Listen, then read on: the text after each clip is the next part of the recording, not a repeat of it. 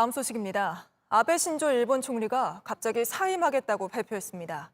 역시 지병으로 건강이 나빠진 것이 발목을 잡았습니다. 윤서령 특파원의 보도를 보시고 바로 도쿄 연결하겠습니다. 아베 신조 일본 총리가 예상을 깨고 사의를 밝혔습니다. 2012년 12월 2차 집권에 성공한 뒤 7년 8개월 만입니다. 1차 집권 때와 마찬가지로 사임의 이유는 궤양성 대장염으로 인한 건강 악화입니다.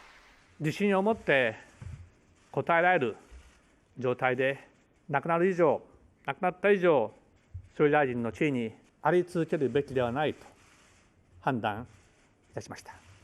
이달 초 한 주간지 보도에서 시작된 건강 이상설은 지난 17일과 24일 아베 총리가 2주 연속 병원을 찾으면서 급속히 확산됐습니다. 결국 열흘 만에 건강을 회복하지 못한 채 사의를 표명한 겁니다. 아베 총리는 불과 나흘 전인 지난 24일 역대 최장수 총리 기록을 세웠습니다.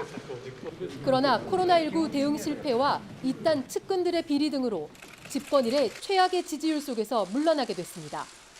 헌법 개정이나 납치자 문제 해결 등 임기 중 해내겠다고 약속한 정책들도 대부분 이행하지 못했습니다.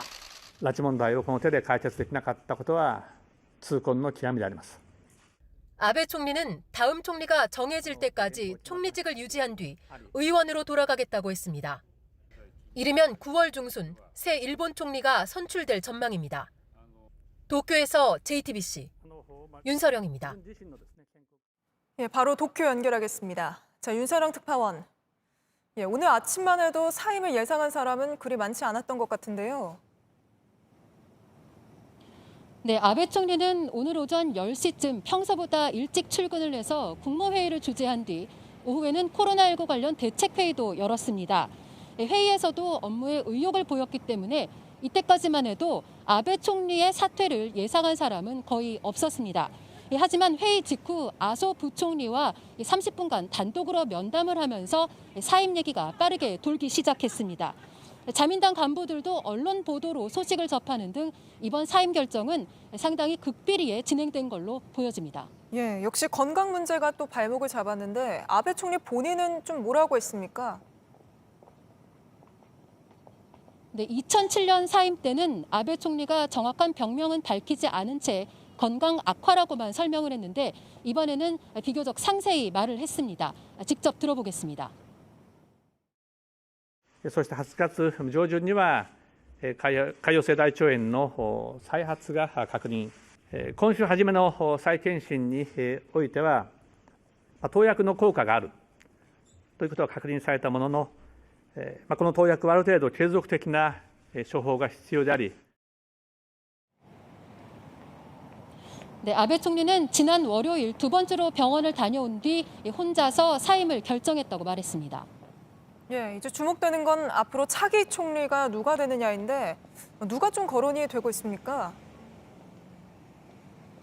네, 의원 내각제인 일본은 여당인 자민당의 총재가 총리를 맡게 됩니다. 2007년에는 새 총재를 결정하는데 2주 정도 걸렸는데요. 이번에도 이 포스트 아베를 결정하는 절차가 서둘러서 진행이 될 전망입니다.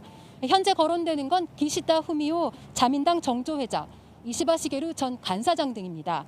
그리고 2차 집권 때 아베 총리와 쭉 호흡을 맞춰온 스가 관방장관도 유력한 후보로 거론되고 있습니다. 우리에게 중요한 건 한일 관계인데 아베 총리 때 워낙 안 좋았었으니까요. 새 총리에게는 관계 개선을 기대할 수 있을까요?